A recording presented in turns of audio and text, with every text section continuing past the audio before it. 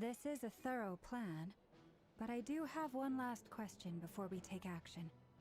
How can we be sure that our enemy won't leave the designated area? Great question. Albedo's been hard at work analyzing Rerir and the Wild Hunt's behavioral patterns. His conclusions are as follows. Firstly, from the earliest known confrontation until now, Rerir has never displayed any ability to manipulate the dimension of space. So it's unlikely he has any power in that domain. Secondly, he seems to have a particularly strong vendetta against our group.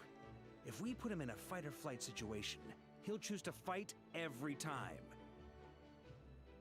Thirdly, finally, and most importantly, he is consumed by hatred, both for the moon and for his enemies. Turns out, we tick both of those boxes. We have a reincarnated moon in our ranks, and a spy who accessed his private memories without permission. He'll be baying for blood, not looking to escape. As someone who's had their fair share of interactions with the Wild Hunt, those all seem like valid observations to me.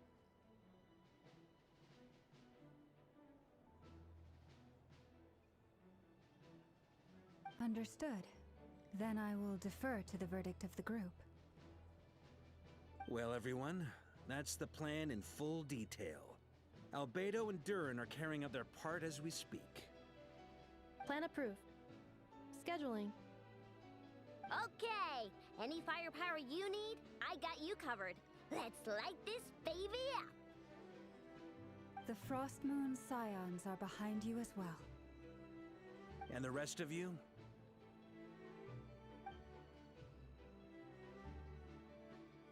No objections? All right, then it's settled. This is the plan we're going with. Next up, an old tradition of mine. Anyone who wants to back out, now's your chance. Wait, we can still back out of this? Everyone says things they regret, right? I don't want anyone feeling trapped because their mouth said yes before their brain had time to think things through.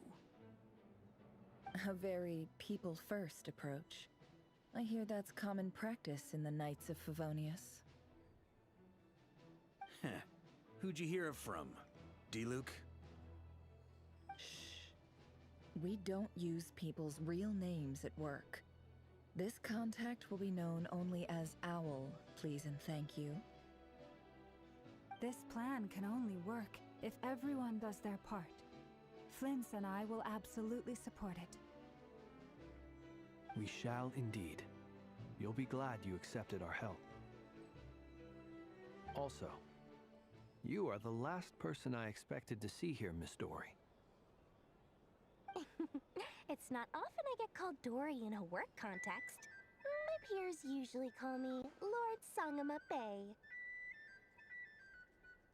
So, the longer your name, the higher your net worth. Is that the idea here? In that case, Mr. Flint's here must be worth a fortune. That's right, I know your full name. It's... The walls are thin here. I'd appreciate you keeping that a secret. Okay, fine. I'm actually only here as a favor for someone else. Do you have any idea how much it would cost to hire me otherwise? Oh, does this mean someone out there actually has the power to boss Dory around? It most certainly does not. We have a long-standing and mutually beneficial business partnership. She's actually the mom of a friend of yours. Said mom supplied me with a great little trinket, but now that lady's ruined everything. If I don't start building a little goodwill now, my whole business in Notcry is gonna go down the drain! Okay. So what exactly is so special about this pendant? It's a lucky charm that a great mage made for me. We have a business relationship, and she was worried that something bad might happen to me. So, she wanted me to have something that can store power to protect myself with. I finally got it all fully charged up with Kuvaki, and then nefer went and used it all up at once! Never lost so big in my life! You're right. It was all my fault. I didn't mean to drain all the Kuvaki in the pendant, but I'll make it up to you. You will? Well, in that case, how about you give me your chess set, and we call it even? I knew you'd say that. Well, it's yours if you want it. In fact, take it now, and I'll even throw in a free Rerir of Solnari. Deal? You're putting me in a difficult position here. It's a very useful thing to have around, but I have a funny feeling it won't be around much longer. I guess we'll see in a couple of days. Looks like bankruptcy for me. Hey, don't be so pessimistic. See this through and you never know. You might find a new business opportunity on the other side.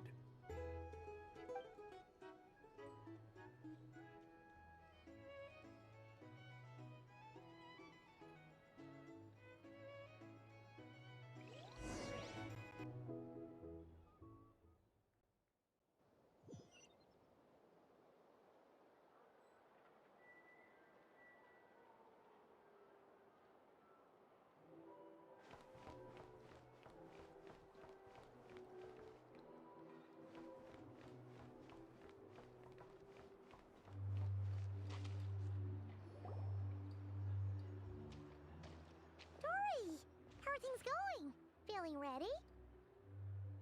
Oh, I was born ready. We only have 2 days. You think Lord Songomthewelkinmoon would let an opportunity like this slip by? Don't forget, when something's in high demand, the people with the goods on hand get to charge the highest price of all. Even higher than the sellers taking advance orders. Ta-da! See? It's right here! Ah, it's so pretty! Did you make it?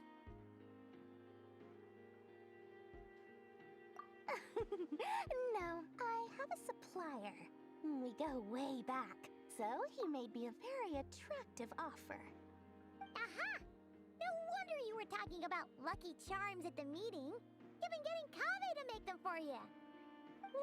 That's not the full story. It actually started a while back as a project between me and the Dendro Archon. Mage Alice once warned me that this world won't stay safe forever. There may come a day when everyone faces a great crisis. I passed this on to the Dendro Archon, and she secretly brought together a research team made up of Sumeru's top scholars to invent a technology that could keep people safe. I won't go into the details because it's all very complicated, but if you want to know more, you can ask the Dendro Archon about it sometime. Anyway, point being, it was the Dendro Archon who asked Kave to build this little contraption. As one of the top Kashara War talents, he was the obvious choice. Took him long enough. He stressed over it for ages. Must have gone through at least a dozen designs before producing a final product. But that's Kave for you. Marak delivered it to me a couple of days ago, along with a letter from Kave. Could I ask why I'm sending this technology to you? What's your proposed use case? Has it been approved by the relevant authorities? So nosy. My fault for sending him the research permit to begin with. Surely Nahida must have told him you were involved in this project. He was probably just nervous because you're always so secretive about your business. Could be, could be. Anyway, I just replied, let's hope there never has to be a use case, because it would involve grave danger. Fair enough. But it sounds like he was just being cautious. He probably felt responsible as the one who made it. Or maybe he was asking as a favor for his housemate. He's done that before. Not sure why, though. His housemate doesn't seem to really care that much about this kind of stuff. Either way, all's well that ends well. I'm just glad to finally have my hands on the product. I wouldn't want to be without it, given the potential dangers that lie ahead. Huh? What does that look mean? Paimon's just super surprised. This must be the first time we've ever seen you actually get serious about something. Well, a long time ago, I made a promise to myself.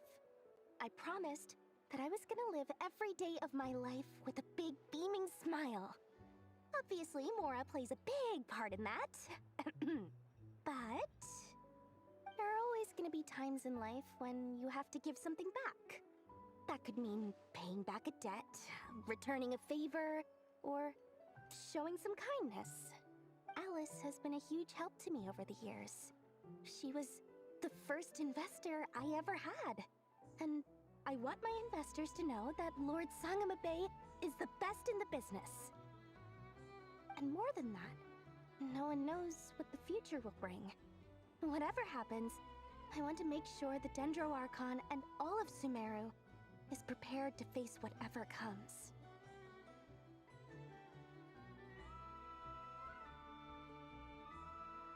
Oh, that?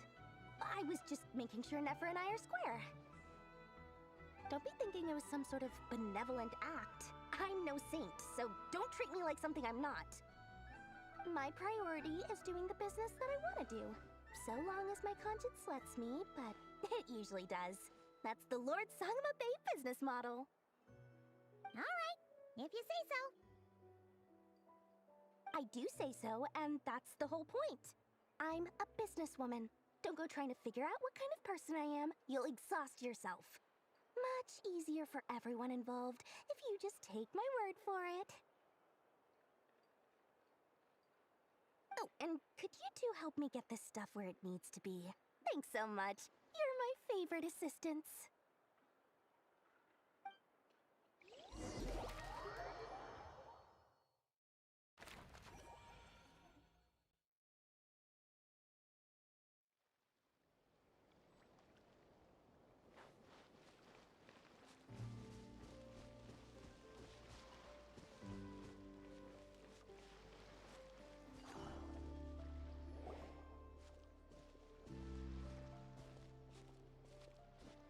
Traveler, Paimon, it's good to see you. Everything going smoothly over here? Sort of. As you're probably aware, Varka, Durin, and I captured some abyssal creatures from the Wild Hunt. Per the plan, we dissected and analyzed some samples of these creatures. The process went very smoothly. The findings, however, come with some troubling implications. What? You can actually dissect the Wild Hunt? That depends on your definition of Wild Hunt and dissection. Harmless, lifeless. These words are accurate descriptions. The Wild Hunt is an interesting phenomenon. In and of itself, it doesn't seem to possess anything akin to a human personality. But taken as a collective, the medium through which the Wild Hunt is summoned does appear to have a soul. Master griped a lot about the wise Horoptatyr, and seemed somewhat fascinated with the foul Certology. But she barely mentioned Rerir at all. I don't think that was because of his lower social standing, though. Anyway, it's a pity. I should like to hear her thoughts on the nature of the life form he has become today. It's a strange mix. The furious energy of an abyssal being channeled through a fractured physical existence. A consequence of being torn apart by an unknown power. Perhaps the only explanation for his survival in this state is that he sacrificed a degree of individuality in exchange for a continued existence. Oh, sorry. Once I get talking about interesting research, I have a tendency to go on indefinitely. Back to our research findings. Essentially, they confirm my hypothesis. Rerir's corpse is completely contaminated by the Abyss, and the effects are irreversible. You could think of this as Rerir in mutated form. But in my view, even that would be inaccurate. In reality, his whole being has been consumed by the Abyss. In other words, he is now nothing more than a manifestation of abyssal power. Unfortunately, at present, we have no means of completely eradicating abyssal power. Hence, we cannot fundamentally destroy the Rerir of Solnari either. Oh, that's terrible news! So, that's it? We can't defeat him? Not even if we get the power of the Three Moons? Miss Columbina's situation is a difficult one. She can never achieve wholeness when the world does not accept her presence. It's as if her creator banished her to a place she can never be accepted. It means she spends most of her energy just on her own survival. Given the circumstances, it's only natural to despair. But we must see this plan through to the end. Time to kick off the backup plan. Oh, Paimon almost forgot! This is for you. Dory asked us to bring it. Ah, how wonderful. Well, thank you for making the trip.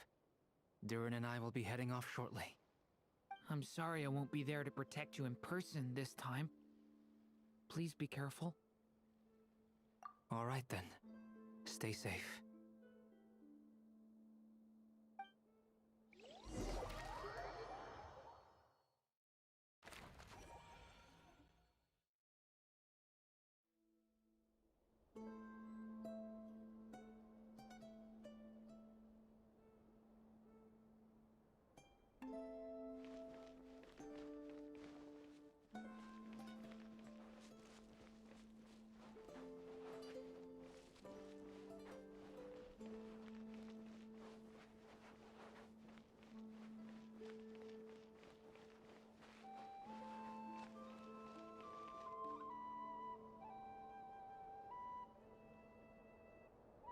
Miss Lauma, is everyone here?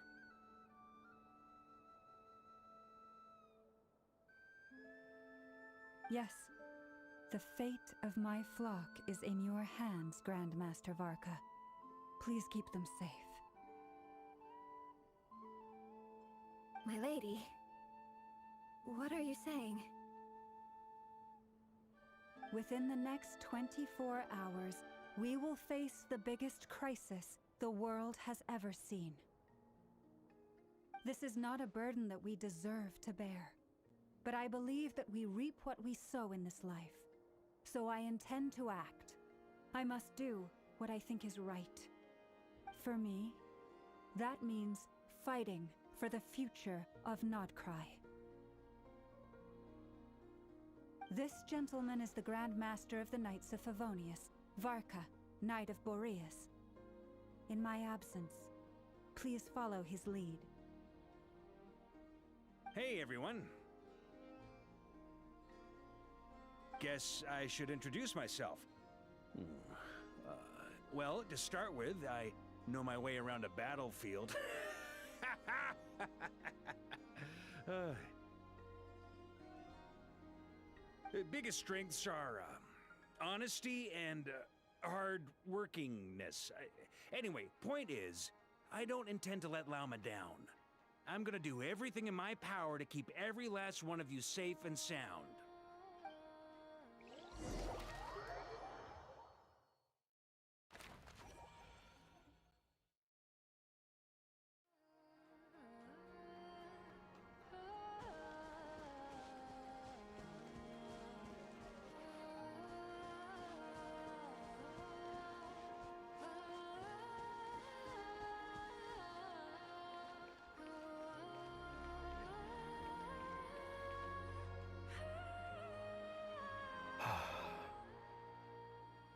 Something on your mind? Miss Columbina, was it? I believe that's how the others addressed you. That's right. Names are funny things. Have you always been called Dainsleif? Yes. I take it your own name has a more complicated history. I have a different relationship with names than other people. To be honest, I'm not even sure that Columbina is my name. At least, not in the same way that Dainsleif is yours.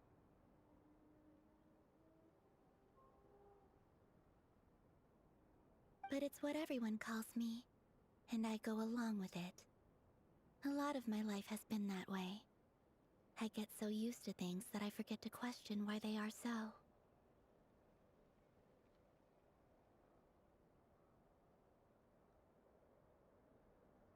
I never used to think much about where names come from, or what they mean to people. Maybe something's wrong with me. You're different from other people. I sensed it the first time we met. You're more perceptive than most. I'm sure your long life and rich range of experience explains that. Do you ever find yourself missing Khaenri'ah, Mr. Dainsleif? Difficult to answer. I have dreamed of the past many, many times. Sometimes I'm fighting tooth and nail. Other times I'm lying on the ground, defeated. I don't recall any happy moments from that time. It has been too long. Is that because hatred survives longer than love and affection? That would not be for me to say. I make no excuses for the grudges I bear. But whatever the reason, I remember little that was beautiful or sentimental. Thank you for your help with the Rerir situation. Without your efforts, I never could have learned the hidden truth of his story. You're welcome. I know he's your friend. Friend? He betrayed me. And I never really understood what he was going through in life. Some friendship, that is. Okay. So, do you plan to fight him with us?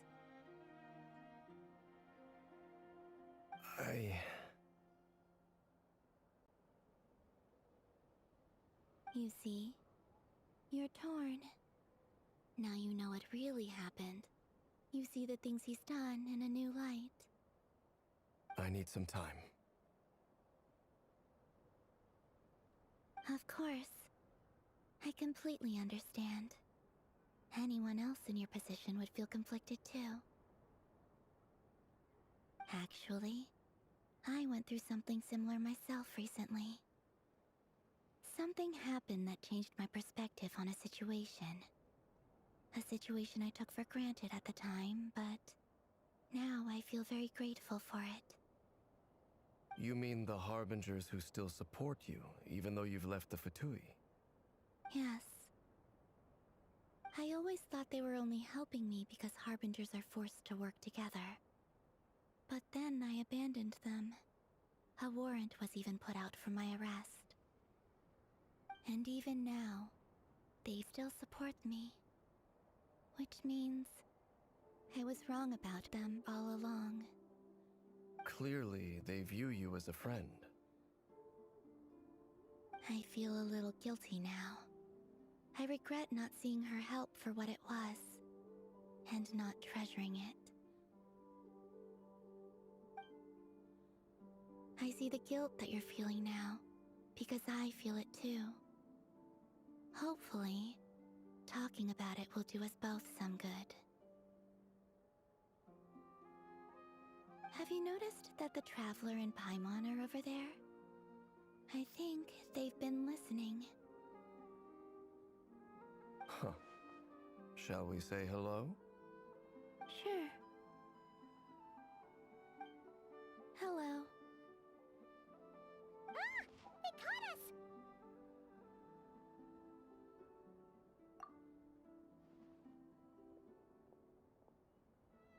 I apologize for making you worry. No doubt you wish to know where I stand on the plan to take down the Rerir of Solnari. I'm afraid I need a little time, but I will seriously consider joining you. You will? Oh, thank you so much! Everyone will be so grateful to hear that! They needn't be. This was something that I was going to have to face up to eventually. That doesn't matter to them. They're grateful to you regardless. You can't control their gratitude, so just accept it. And then, have a think about whether you're willing to join us.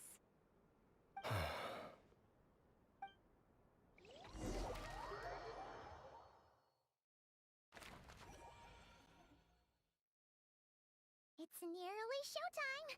Let's go rendezvous with the others. You know the place.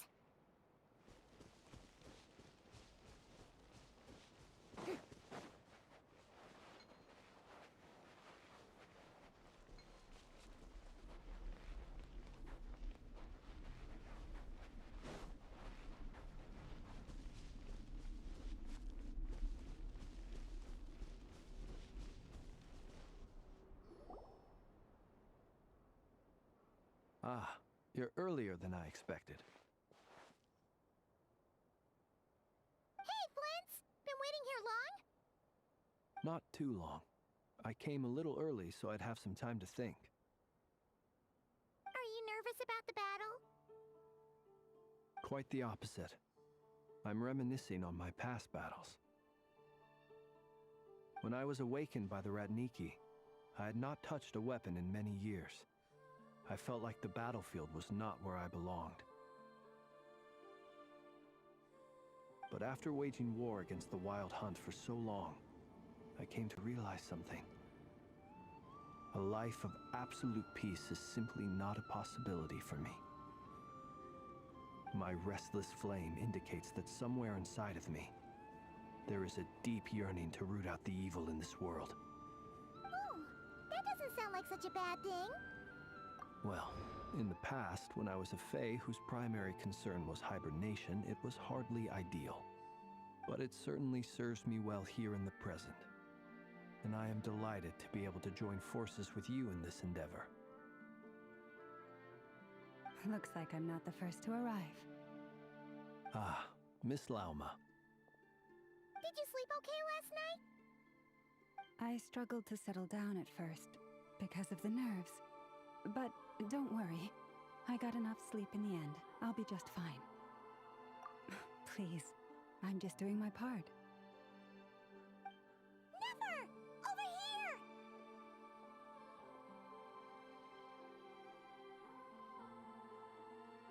here! Aino asked me to relay a message. She said a nefer will be on high alert and keep a close watch over all secondary districts where defense is required, providing support as necessary.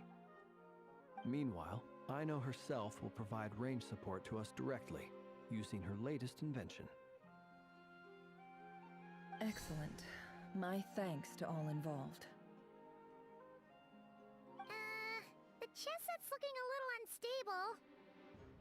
unstable. It won't hold him much longer.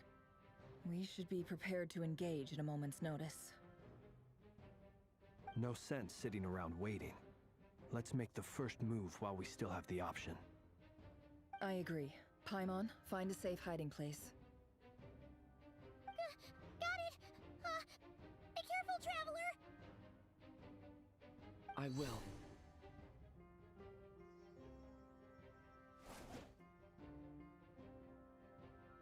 Everyone, take your positions as soon as the battle starts. Every ounce of strength we have in our bones, let us bring to this fight. Ready? Let's go.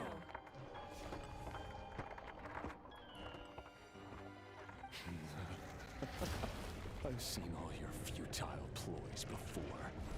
You have become the authors of your own demise. I wouldn't be so sure about that. You are merely a moment of sport before I tear down the moon.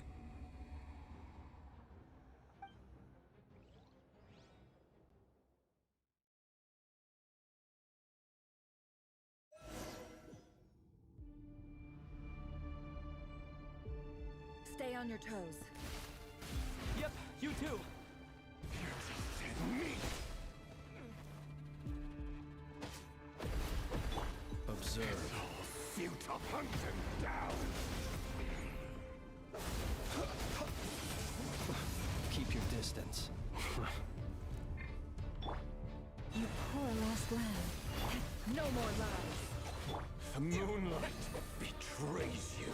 Hunt them down. Water jet! Let me help you guys. The moonlight betrays you. Absurd. Shameless. It all adds up. The moonlight betrays you. Hunt them down. Move. Be silent.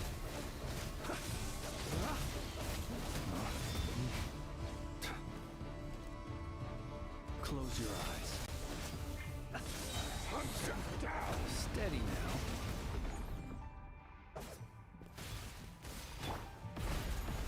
With one heart, we pray. Leave this place. Can't hide the truth. Seek within.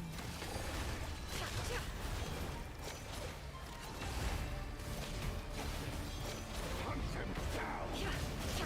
No more lies.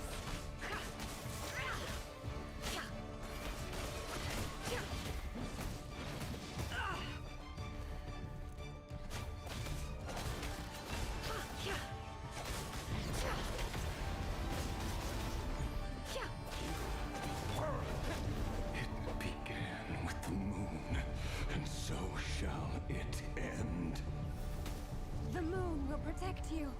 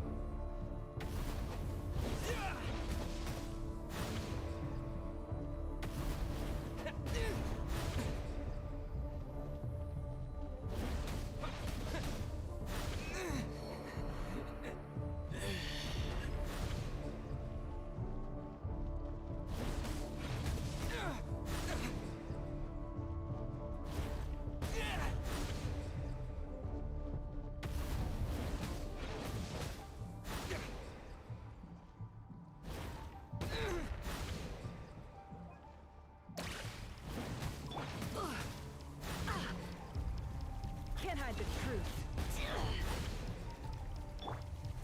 Go!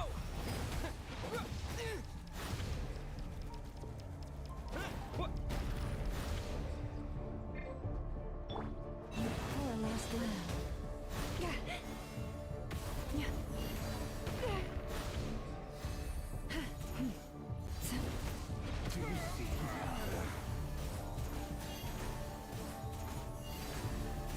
Be silent.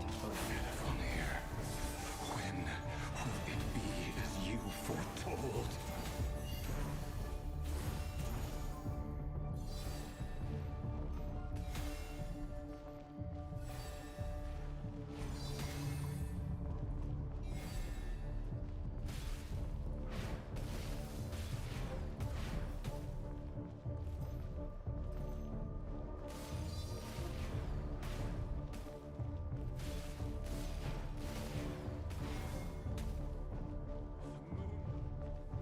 Raise you.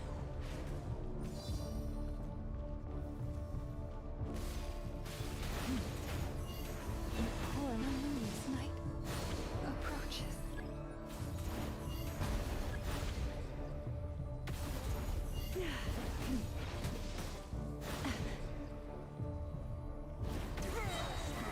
Welcome here. The mystery unravels. Close your eyes. The long sleep beckons.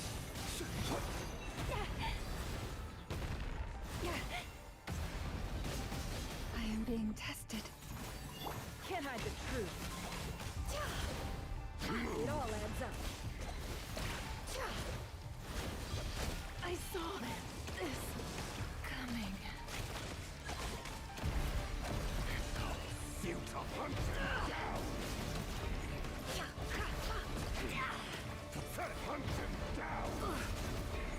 No more lies. It all adds up. Shameless. How unfortunate. The moonlight betrayed. Oh, futile. Burn. Moonlight betrays you. You're just dead meat. Observe. Pathetic. Hunt them down. Go!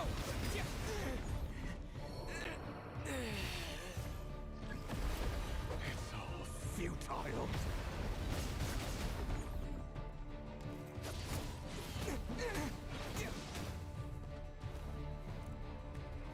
Go! Pathetic.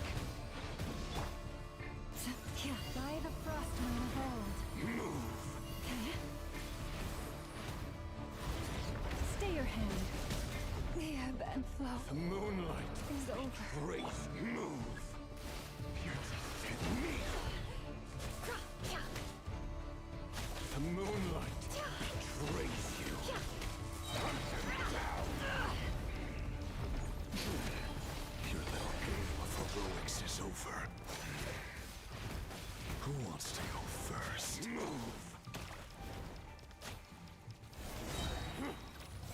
Now, get out of my sight! No! We've been Death is within separated! my grasp! You okay? Nefer, where are the others? Stuck outside the barrier. I guess it really doesn't work. I told you before, knowing too much is always a death sentence. Be careful what you wish for.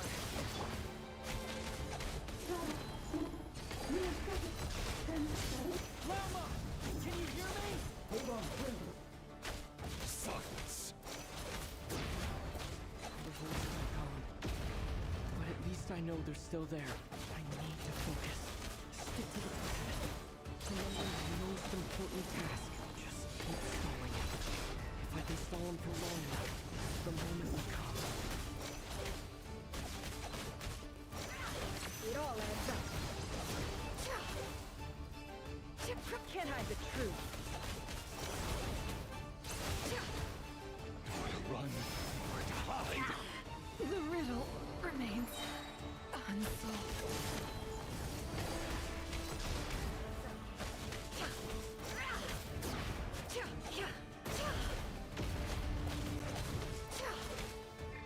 No more lies. Go! Wipe out!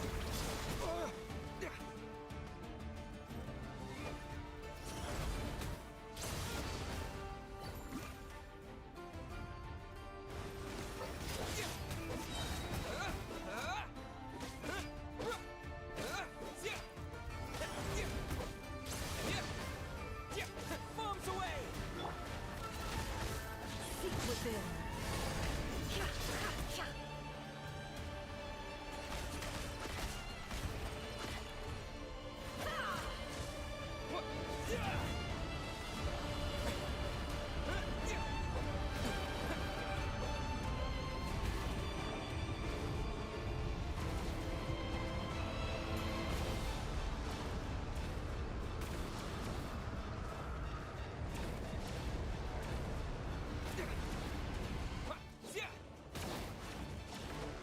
Go!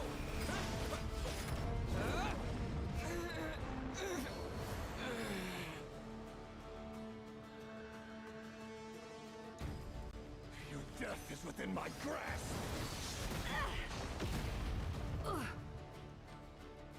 The deception ends here. How unfortunate. Destroyed. Reborn.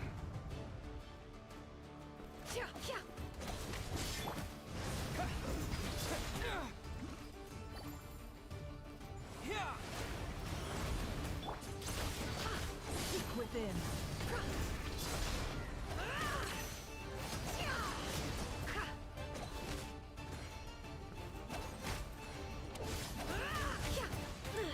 Destroyed. And reborn.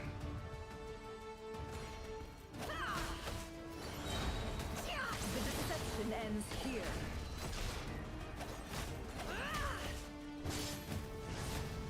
Can't hide the truth.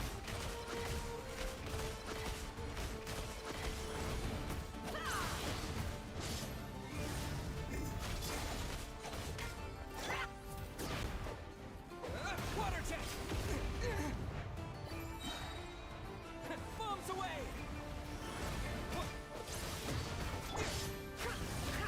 Seek within. No more lies.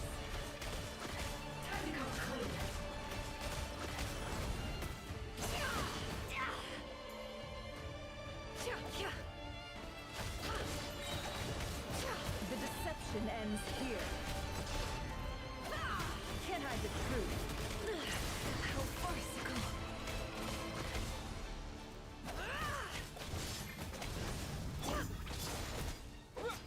Go! Wipe out! No more lies.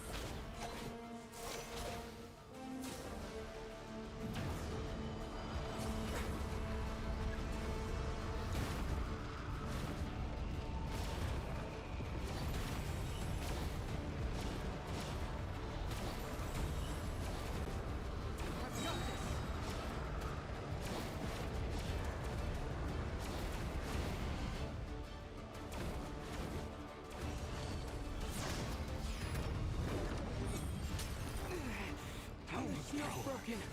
I can't keep this up. Don't push your luck.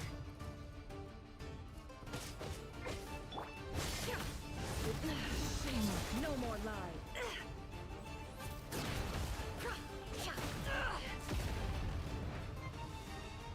Your death is within my grasp. The mystery unravels. It all adds up.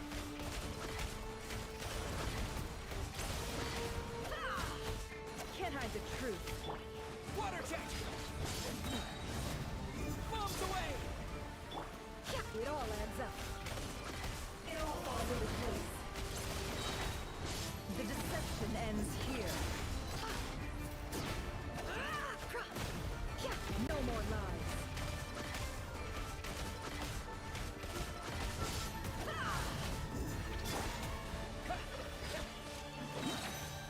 Wipe out! Can't hide the truth.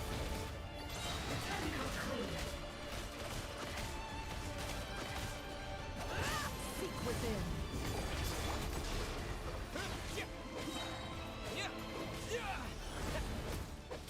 Bombs away! It all adds up.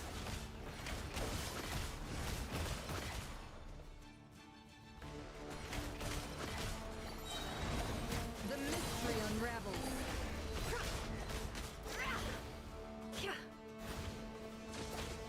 No more lies.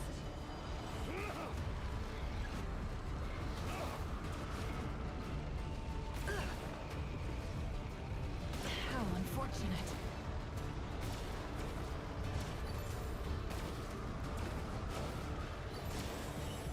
Curses. There's no other way.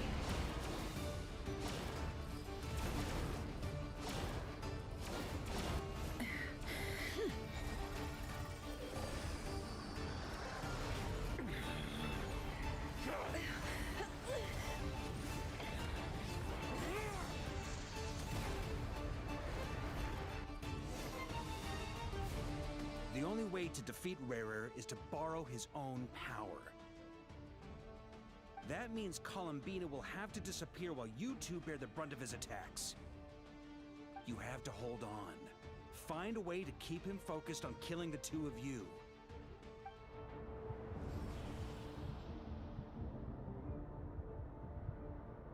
Nefer, your eyes are bleeding. Soon you will be powerless to resist. And then, I will reduce you to dust. But that dust will plague your memories. Come on, keep holding on.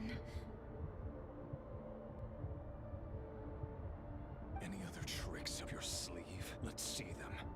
As entertaining as they are, you've backed yourself into a corner.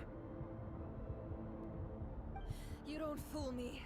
I see your fear clear as day. I have to stoke his rage. Make him unleash everything. You fear what you could never defeat. You fear the thought of never being able to save your beloved. You cannot win the fight against fate, Rerir. Is that what you think? Well, now it's your turn to feel afraid!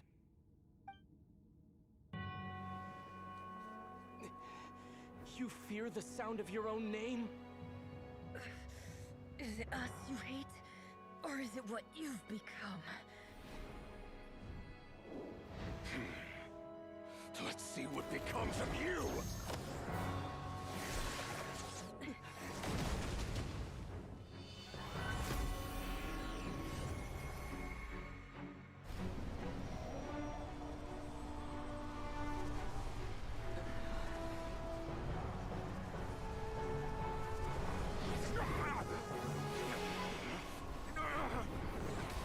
What's happening?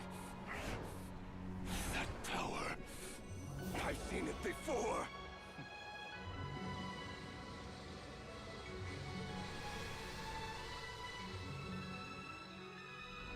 His power is on another level. We'll need to use an alchemical array to convert his power into a usable form. Then quickly channel it into Columbina, rendering her powerful enough to compete with him. I'll join you. I can help. If I release enough abyssal energy into a confined space, it'll create a potential difference, allowing us to extract a huge amount of elemental energy. Next, I'll synchronize with everyone's minds using pyro, then give you temporary access to their abilities and fields of view. But it won't last long. Can you see? Well enough. So, we have a student of Gold Rhine-Daughter in our midst. How about that?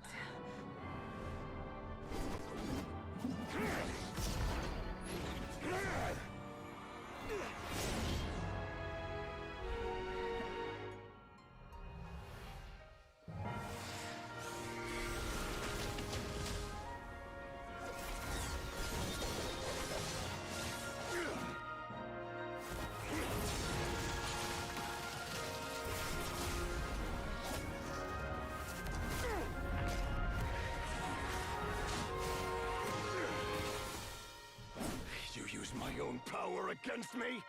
Just like how you stole Kuvaki. Look familiar?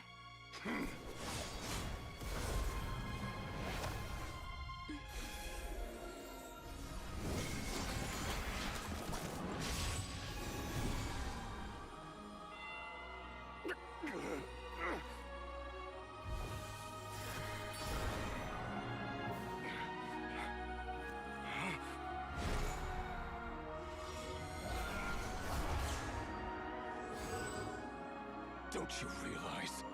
You don't have the power to hold that gate open. I don't, but someone else does.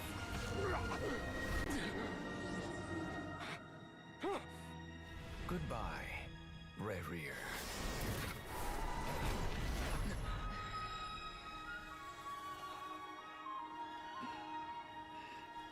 We won.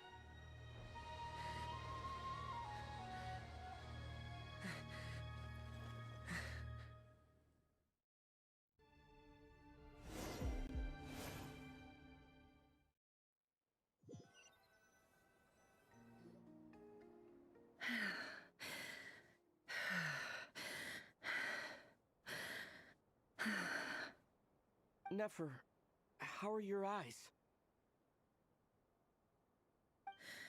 They're fine. Apart from the blindness, of course. It's not too late. Let me handle it.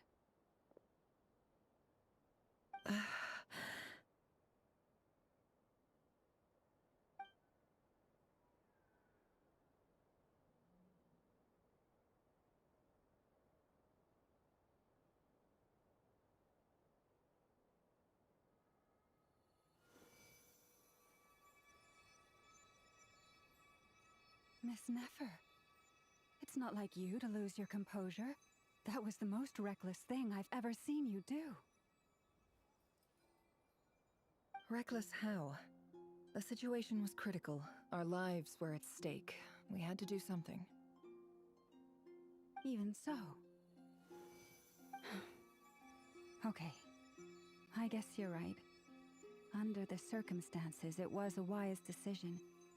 You traded your eyes for an incredible victory. In business terms, I suppose that's a huge return on investment. I'd be hard-pressed to argue otherwise. Still, I don't like this outcome, and I don't want you to lose your sight for good. People suffer when they make sacrifices they shouldn't have to make, whether that means faith, strength, or in this case, your ability to even see. I had hoped you could win without sacrificing so much as a single hair on your head. Thank you. Really. All done. Don't try and open your eyes just yet. We'll see how you're doing in a couple of days. Until then, please follow your recovery plan to the letter. I'll send full details through Yehoda. For now, just get yourself home, relax, and rest. My dear friends, we have fought bravely and achieved a spectacular victory. A dark cloud has been lifted from the skies of Nodcry. All in this land will be grateful for what you have done. The moon will remember this day. Thank you both.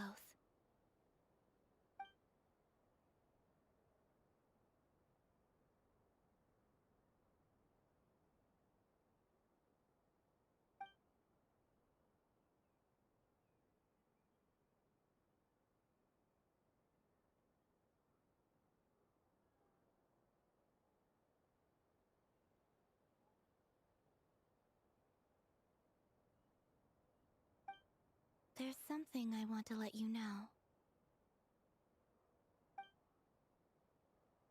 What is it?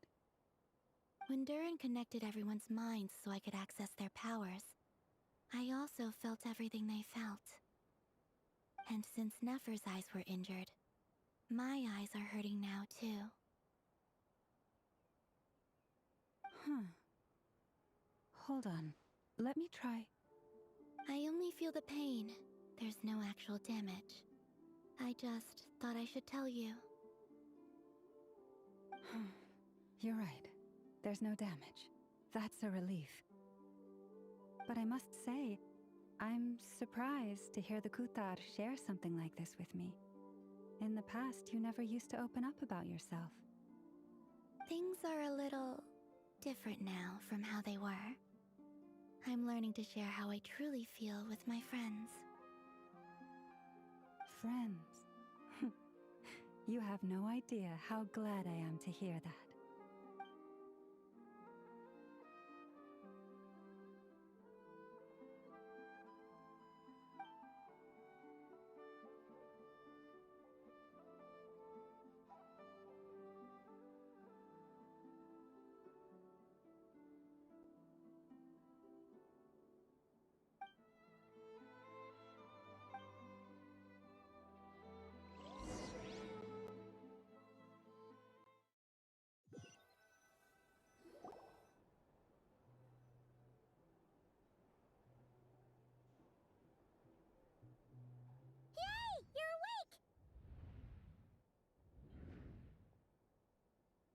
How are you feeling? Any aches and pains? Did you sleep well? I'm doing all right, Paimon. No need to worry about me. Phew! Well, that's good. Paimon's been sitting on the edge of the bed worrying about you for ages. You slept a whole day and night. Poor Paimon had to eat all by her lonesome. Glad to hear you didn't starve. How was the food? Well, it wasn't the same without you there to share it. Honestly, Paimon just can't relax when you're not your usual self. She couldn't enjoy the food and settle down to sleep. Well, I'm back to normal now. swung by earlier. He said to tell you to head to the tavern when you woke up. Varker and the others are organizing a victory feast, and they want to celebrate with you. He also dropped off some medical supplies, but you seem fit as a fiddle, so guess you won't be needing those. If you're feeling up to it, let's head over now. Wouldn't want to keep them waiting.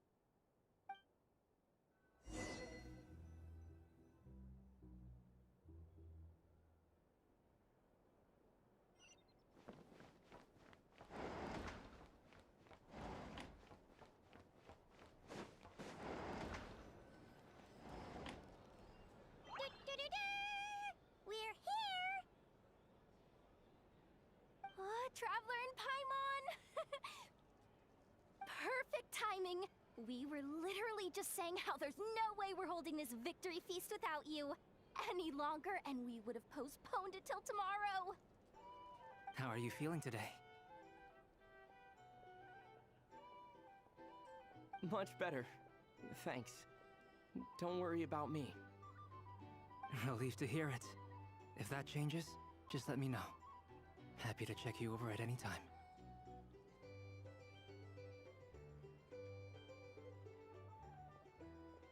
Yep, we're here for you. Anything you need, just let us know. Oh wait! Where's Nefer? How are her eyes doing? Nefer's right over there. I'm sure she'd love to catch up with you.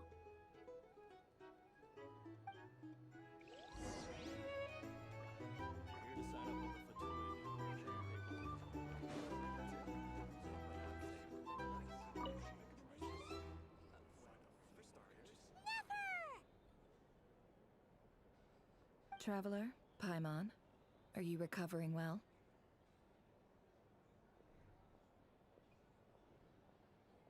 Turns out that moon chanter has some real talent after all. My eyes were mostly recovered after just a couple days rest. I can actually open them again now. Yeah, but you gotta be careful. Lauma says not to strain your eyes while they're still healing. Yes, thank you. I'm well aware. Yehoda, could I borrow you for a moment? I could do with an extra pair of hands. Oh, sure. Coming. Did you hear that? I gotta go help Lauma for a second. You guys chat among yourselves. I'll grab us some drinks on the way back. Paimon, you still like 'em sweet? You bet! Make it extra sweet, because Paimon's earned it! Sure thing!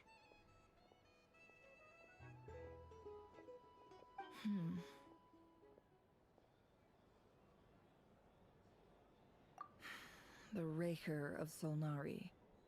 Kind of a snake, don't you think? No, definitely a snake. A poisonous one who spewed his venomous hatred everywhere. Anyone who seeks revenge out of hatred for other people has become a snake. That's something my dad used to say.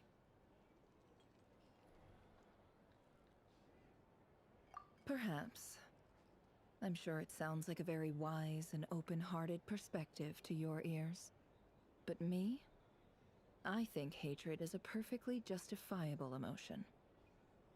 What else is left when everything you depended on in life gets stripped away? Something's gotta fuel that drive to keep on living.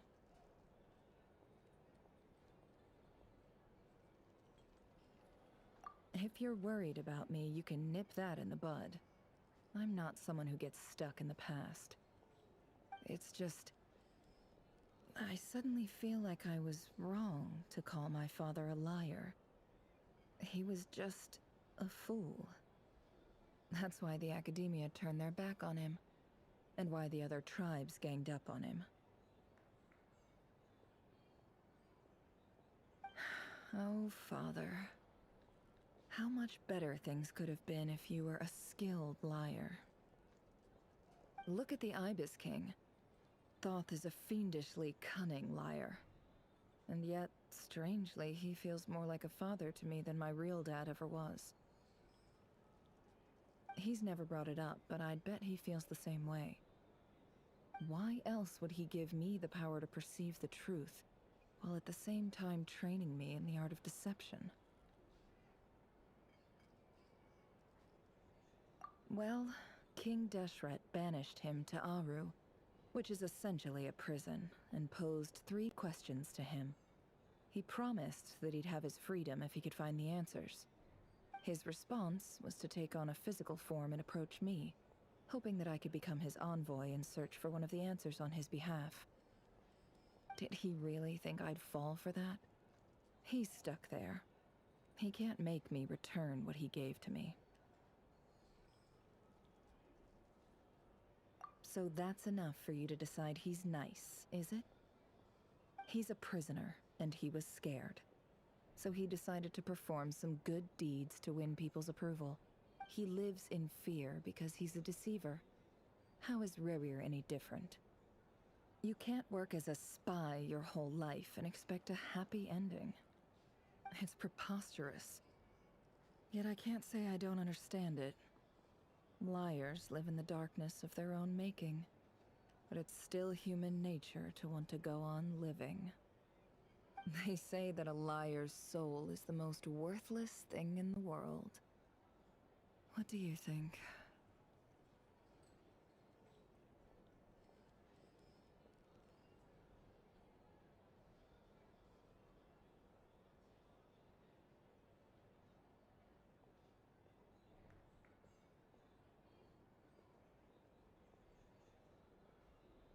Good. If you understand that, it means you're smart, and you see things objectively. If you ask me, the soul of a liar really is worth nothing, because all they care about is themselves. For example, when something good falls into my lap, I don't go sharing the news around. Stops other people trying to steal it from me.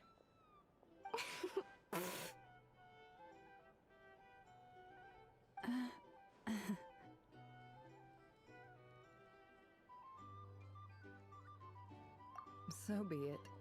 They have sharp ears. I can't keep anything from them.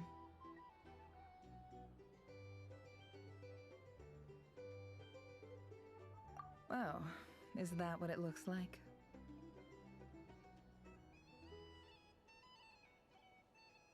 Well, you all know my past now, and I can't simply eliminate everyone who knows too much. So I guess I just have to put up with you. For the foreseeable future, at least.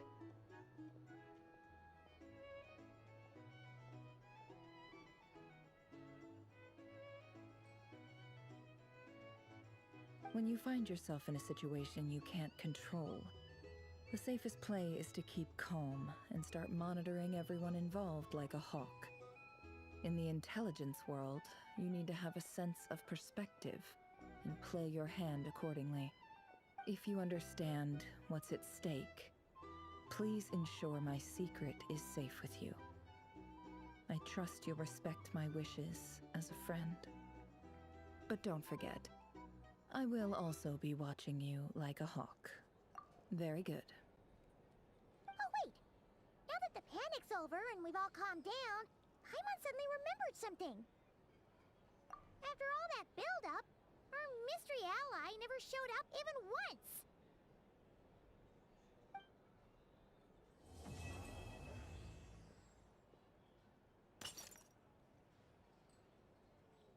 Huh?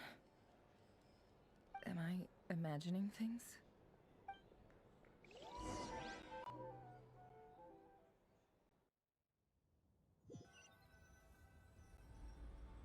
So, that close colleague who stayed behind with you? What's he been up to recently? Don't know, don't care. I get more normal human interaction from hanging out with Bosco too than him. Although, now you mention it, he hasn't bothered me in a while. I wonder if... If he's disappeared without a trace, it's the biggest gift he ever gave to the world. But I somehow doubt that's what's going on. He won't lie low forever. So we'd better stay on guard.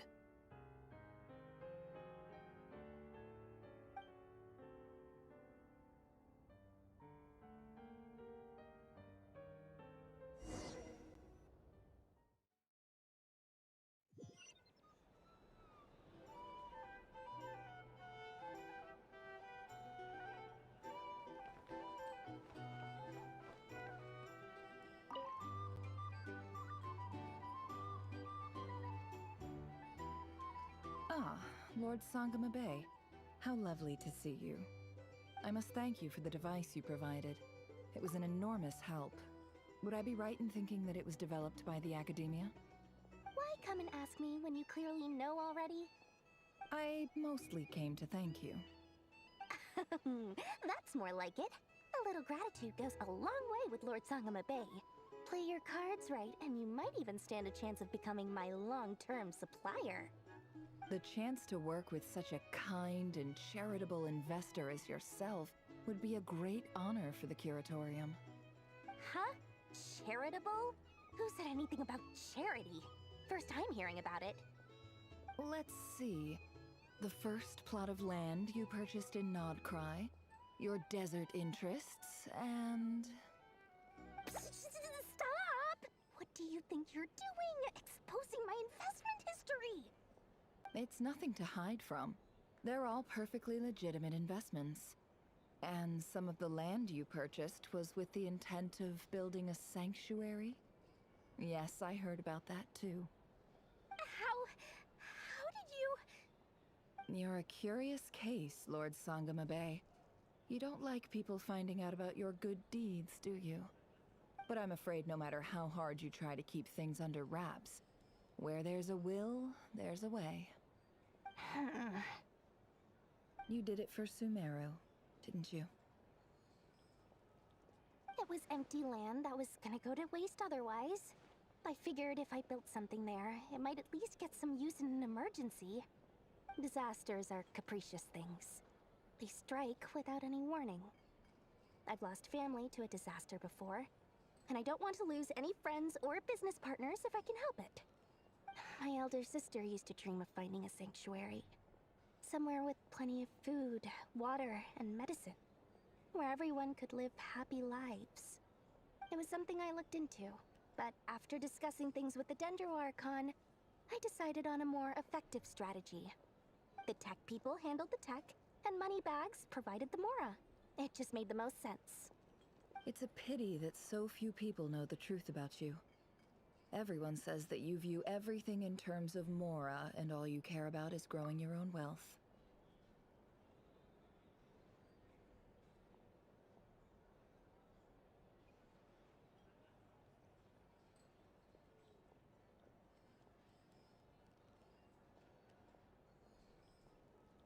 So, what's the problem with that? Everyone wants to be rich. It's human nature.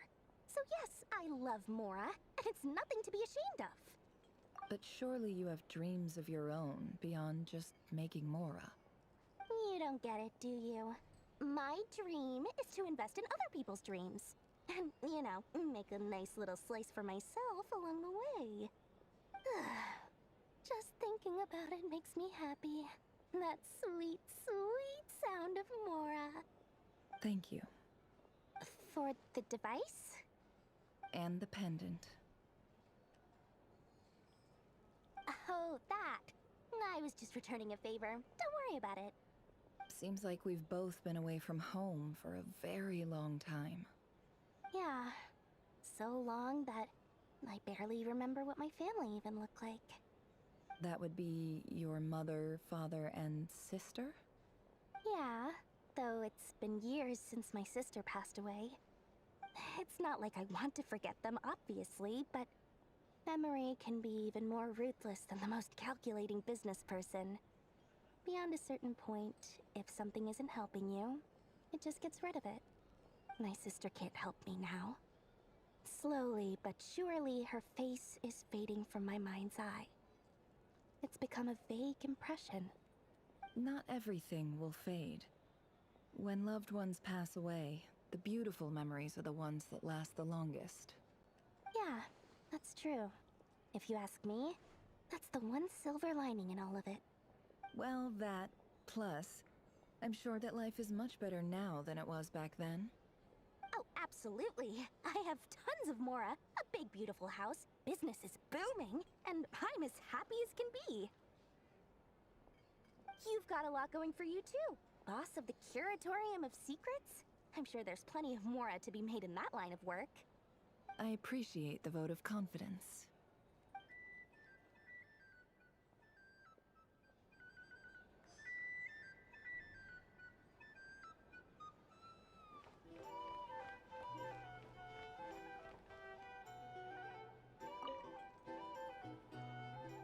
have you been holding up?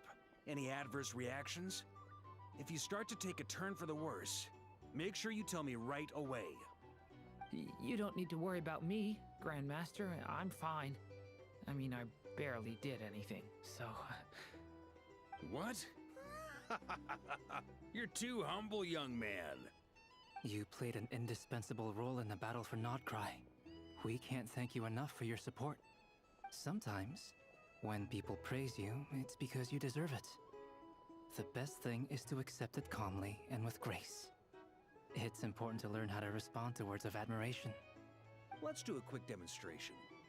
Albedo, that was an incredible feat of alchemy. The pressure was on, but you worked flawlessly at lightning speed to get the job done. Thank you. I can't take all the credit, though. Durin played a big part in forming the alchemical array. See? Did you catch that? A masterclass in how to take a compliment. Okay, yeah. I did work pretty hard to help prepare for the battle. No point denying that. Hey, you guys!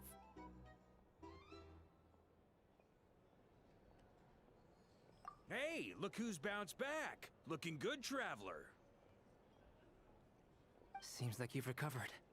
You won't need to take any more medication. Can I get you a drink? Huh? You know how to order at a bar now? You've sure learned a lot recently. Handling a drinks order is ridiculously simple compared to alchemy. Don't worry, I'll blend into society yet. Paimon believes it. You're clearly a fast learner, just like your brother. To be totally honest, though, Paimon didn't quite follow all the details when you first explained the plan to us. Don't worry, that's completely understandable. Unless you're a student of alchemy, it's hard to grasp the principle and how the process works. To put it in the simplest terms, we saw how our enemy stole the power of Kuvaki. And that gave us the idea of stealing his power to turn it against him. When facing an enemy you have no hope of defeating, it's best not to engage them in battle. So, instead of looking for a way to overpower him, we decided to help Columbina get strong enough to at least stand up to him in a fight. For this to work, we had to analyze his modes of attack, confirm who his main target was, and make sure that he wouldn't go beyond the range of the alchemical array. For added security, we prepared a total of 4 arrays. But to mitigate the impact of the battle, we identified one location in particular as the ideal spot, which is where the confrontation took place.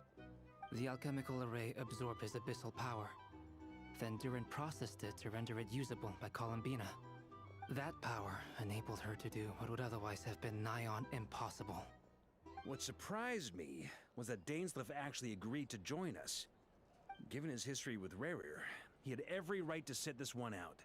But we're extremely grateful for the decision he made. It must have been a painful choice to make. But I'm sure that making a decision was far better for him than staying in limbo. Absolutely.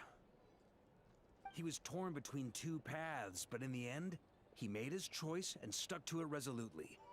He doesn't strike me as the sort of person who'd stay trapped in limbo for long. Anyway, however you cut it, everyone gave a stellar performance. And now, it's time to kick back and celebrate.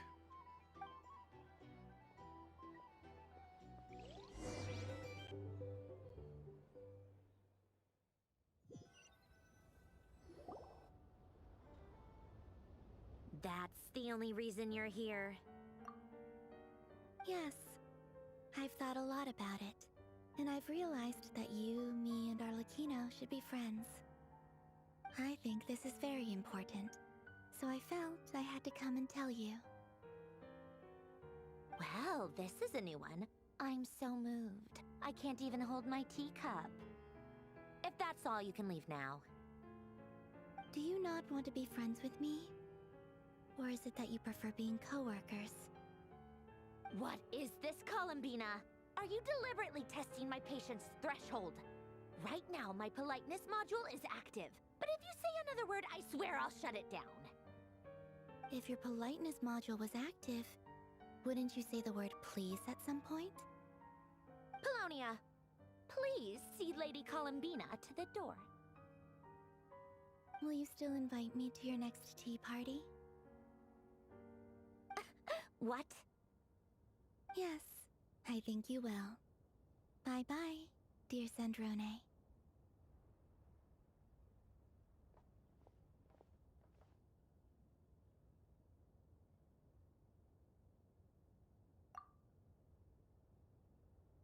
Last time, the Wild Hunt escorted you out.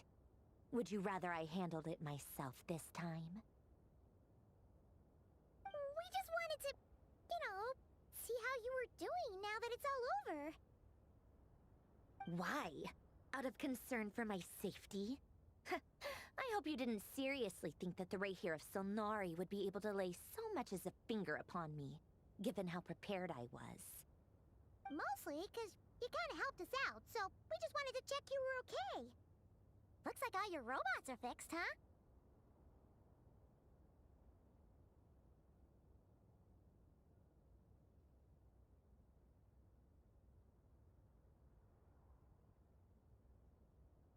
Oh, don't you worry about that. Tea time is already a write-off. The visitor before you managed to kill my appetite. If you're in the mood for tea, go ahead and help yourself. Otherwise, it's going to waste. My coasters are still missing in action, though. Use this notebook instead. Whoa! Pretty hefty notebook. Look at all those calculations. You can ignore those. They're just dumb scribblings. I doodle and write in my free time. Sometimes I remember the distant, dreamlike past. Sometimes I imagine the far-flung future. And other times, I grit my teeth and note down all the crazy nonsense going on in the present. Some people do the crosswords in the newspaper. This is my equivalent of that. Trying to predict the future is like daydreaming, and writing about the present just makes me furious. The past is my favorite. If nothing else, it's already set in stone, so I don't have to rack my brains trying to figure it all out. Huh. Although, having said that, the only vaguely interesting memory in my past is probably that guy they call Lord Artificer. Who else? Pretty much all the mecha in Fontaine are his personal handiwork. Wait, are you saying you know him? Like, personally?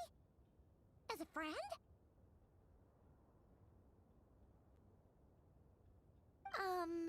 I mean, I guess we were friendly enough.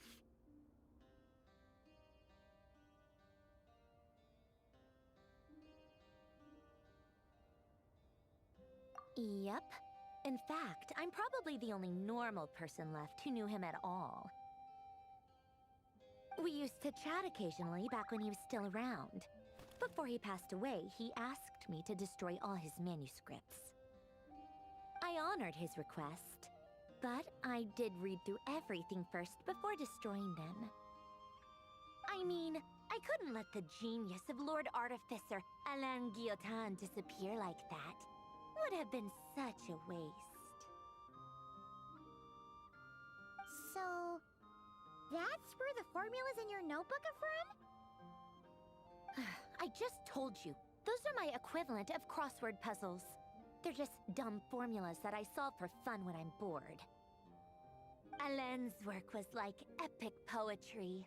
The formulas in my notebook are just silly little riddles in comparison. Not that there's anything bad about them. I mean, at least, solving those riddles isn't going to hurt anyone. Except me, 'cause I lose a few brain cells in the process. Anyway, while we're on the topic, I might as well tell you about what happened to him and his friends. Alain Guillotin had two close buddies, Renee and Jacob. They spent their childhood years together in the Nazissenkreuz Institute. They were all quite competitive, so there was some rivalry between them, but it was a friendly rivalry. But beneath the friendship and the rivalry ran something deeper, a sense of nostalgia for the past.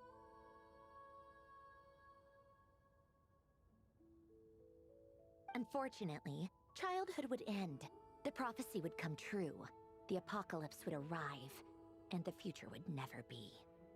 A mad dream that would normally only capture the minds of lunatics begin to take root in their hearts.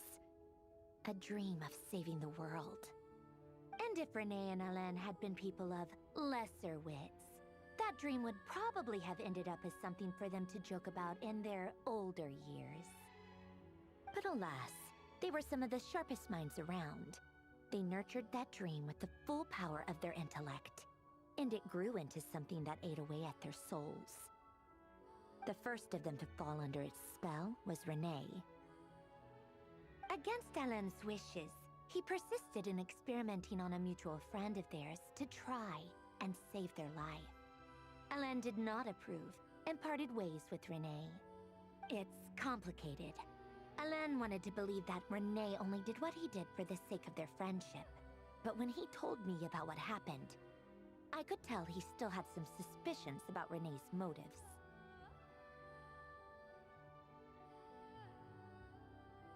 Perhaps the seed that would grow into a nightmare had already sprouted in Renee's mind. Even then. The next time they met, Renee's soul had been completely engulfed by the dream of salvation. His futile attempt to change the tide of fate only resulted in a wave that swallowed up the world, even before the apocalypse came. And although that wave died down eventually, I hear that it just recently came back with a vengeance. As I understand, Renee wanted to live out his dream of salvation once more.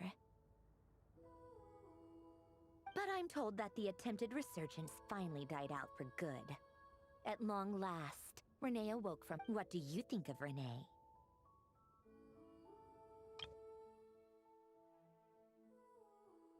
But I'm told that the attempted resurgence finally died out for good. At long last, Renee awoke from his deluded dream. Though of course by then it was far too late. What do you think of Renee?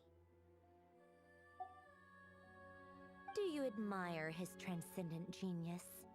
His view that any price was worth paying to achieve the lofty goal of saving the world? Or do you despise him? Dismiss him as an evil madman who wrought havoc on the lives of everyone around him as he pursued his delusional dream? Same difference, really. Just a matter of perspective. What a cop-out. But I suspect you'd have a more incisive and insightful answer if we dug into it further. I don't like fanatics who give up their whole lives for their ideology. Nor do I like fools who let their delusions take control. Maybe I could understand if Renee had just been an ordinary person. But he had a sage-like intellect. And still managed to get himself lost in the labyrinth of his own desires. Anyway, that's enough about Renee. Now, moving on to Alain Guillotin, the Lord Artificer. He managed to put a stop to the first storm whipped up by Renee. But after that, Alain lost his friends and family. To his credit, I suppose, the loss of his family and friends was purely a tragic accident. It's not like Alain sacrificed them for his cause or anything.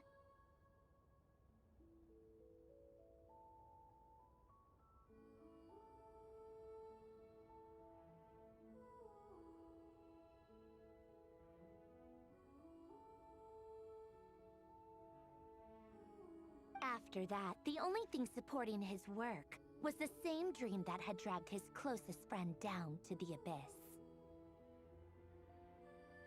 But although the desire to save Fontaine drove him to found the Fontaine Research Institute, Alain continued to reject any form of transcendental knowledge or power. He was suspicious and fearful of it, having seen the way it had affected his closest friend. I think that formulas and machines derived solely from human intellect were the only thing that gave him a sense of spiritual comfort. Yet Alen's intellect was simply too great. It barely left him space to breathe in his lifetime. Once he realized that the end of his life was approaching, he finally accepted the truth. The Nazissenkreuz Institute needed someone, and a human being, to see its story through to the end.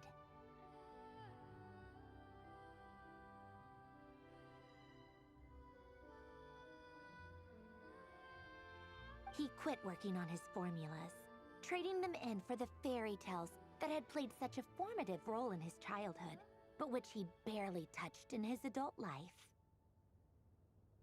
He told me that the director of the Nazissenkreuz Institute used to read those fairy tales to the children as bedtime stories. Apparently, they worked wonders at sending kids off to sleep. I think that all he wanted at that time in his life was to be able to sleep deeply without being plagued by depression.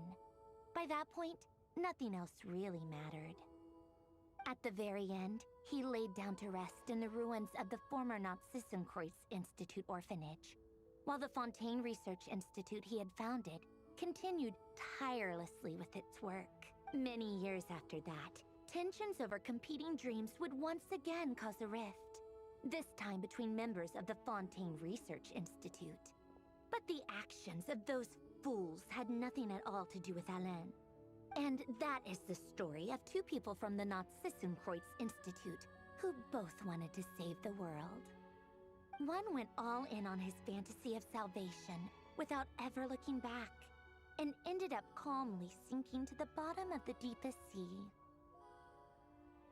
The other sought desperately to burn bright in his life, even though he wasn't sure where he was going. I do sometimes wonder, why is it that people like them have such grand hopes of saving the world? Even the grandest tree starts as a tiny seed. So perhaps, for each of them, their mission to save the world began with a very simple desire: to save themselves. They were young children with friends and family who mattered to them, desires to explore the meaning of life, ambitions to have a successful career. They didn't want to see all of that taken away in one fell swoop. Or maybe they just wanted to find something to anchor themselves within the chaos, to stop them getting quietly swept away by the storms of life. But instead, the search for their own salvation took them down the rocky road laid out by fate. Do you think the desire to save oneself is enough of a justification to try and save the world?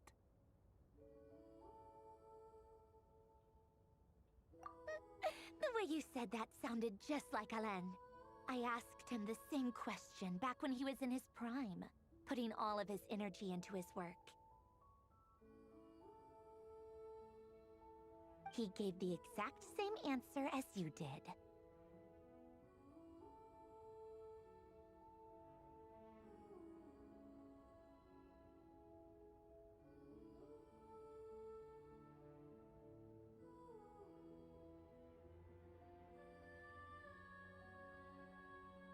No elaboration, just a quick short answer before getting right back to his work.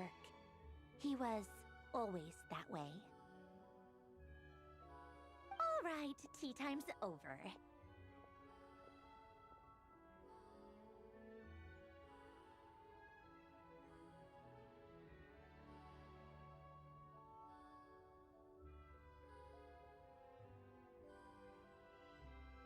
I owe Arlecchino a favor for telling me these stories. I'll have to bring a whole sack of gifts the next time I visit the House of the Hearth.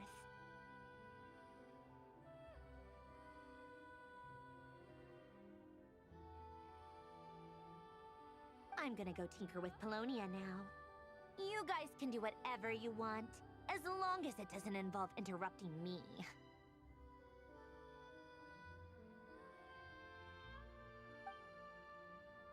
Paulownia, exit hibernation mode.